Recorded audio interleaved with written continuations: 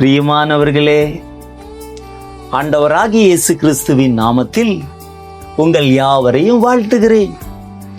இந்த நாளுக்குரிய வேத வசனம் சங்கீதம் 36:7.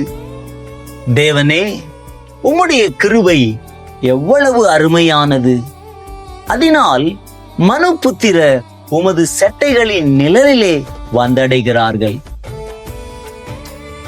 பிரியமானவர்களே, அநேக பரிசுத்தவான்கள் ஜெய ஜீவிதம் செய்வதற்கும் பரிசுத்தமாய் வாழ்வதற்கும் கர்த்தருடைய கிருபையை சார்ந்து கொண்டார்கள். அப்போஸ்தலனாகிய பவுலின் சரீரத்திலே ஒரு முள் இருந்தது. அது அவரை உயர்த்தாதபடிக்கு குட்டும் சாத்தானுடைய தூதனாயிருந்தது.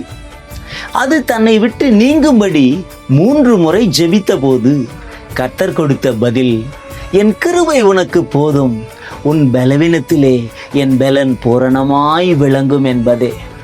அந்த கிருபையின் மூலம் அப்போஸ்தலனாகிய பவுல் எல்லா பலவீனங்களையும் மேற்கொண்டு வெற்றியாய் வாழ்ந்தார். நீங்களும் பலவிதமான பிரச்சனையில், வியாதியில் சிக்கி கலங்கிக் கொண்டிருக்கிறீர்களா? உங்களுக்கு ஒரு சிறு கதையை சொல்லுகிறேன். ஒரு பரிசுத்தவான் வாழ்க்கையிலே முன்னேறாதபடி பல பிரச்சனைகள் குறுக்கிட்டு கொண்டே வந்ததாம். இதனால் அவர் மனம் சோர்ந்து போய் கர்த்தரிடத்தில் ஜெபித்தாராம். ஆண்டவரே, நான் ஒரு ஆற்றை படகின் மூலமாய் கடக்க மிகவும் கஷ்டப்பட்டு தண்டு வலித்து போகிறேன்.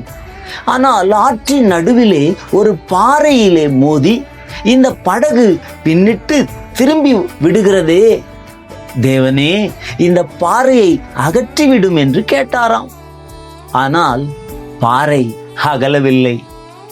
ஆனால் தேவனுடைய கிருபை ஆற்றிலே வெள்ளத்தை பெருகச் செய்தது. வெள்ளம் பெருகெடுத்து அந்த பாறைக்கு மேலாக கடந்து சென்றதாம். ஆகவே இப்பொழுது இவருடைய படகு அந்த வழியாய் செல்லும் போது அந்த பாறைக்கு மேலாய் கடந்து சென்று மறுகரையை சேர்ந்து விட்டாராம். ஆம் தேவ பிள்ளைகளே, அதே கிருபை உங்களுடைய வாழ்க்கையிலே இருக்கும் எல்லா பிரச்சனைகளையும் கடந்து செல்ல உதவி செய்யும். அவருடைய சட்டையின் நிழலிலே நீங்கள் வந்து அவருடைய கிருபையை பெற்றுக்கொள்ளுங்கள். நீங்களும் சந்தோஷமாய் வாழ கர்த்தர் கிருபை செய்வார். ஆகவே அவருடைய கிருபையை, அருமையான கிருபையை சார்ந்து கொள்ளுங்கள். செபிப்போமா? அன்பின் பரலோக பிதாவே, இயேசுவின் நாமத்திலே நன்றி சொல்கிறேன். உம்முடைய கிருபை எவ்வளவு அருமையானது என்ற வார்த்தையின்படி, ஆம் தகப்பனே, இன்றைக்கு இந்த வார்த்தையை கேட்டுக்கொண்டிருக்கிற எங்கள் ஒவ்வொருடைய வாழ்க்கையில நாங்களும் உடைய கிருபையை சார்ந்து கொள்கிறோம்.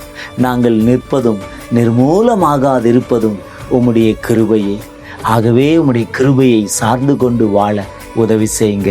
உம்முடைய கிருபையின் மூலமாக எல்லா பிரச்சனைகளையும், போராட்டங்களையும், வியாதி, நோய், பலவீனங்களையும் கடந்து செல்ல கிருபை செய்யும்படியாய் ஜெபிக்கிறேன்.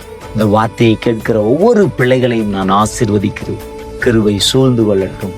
நல்ல பிதாவே, ஆமென். God bless you.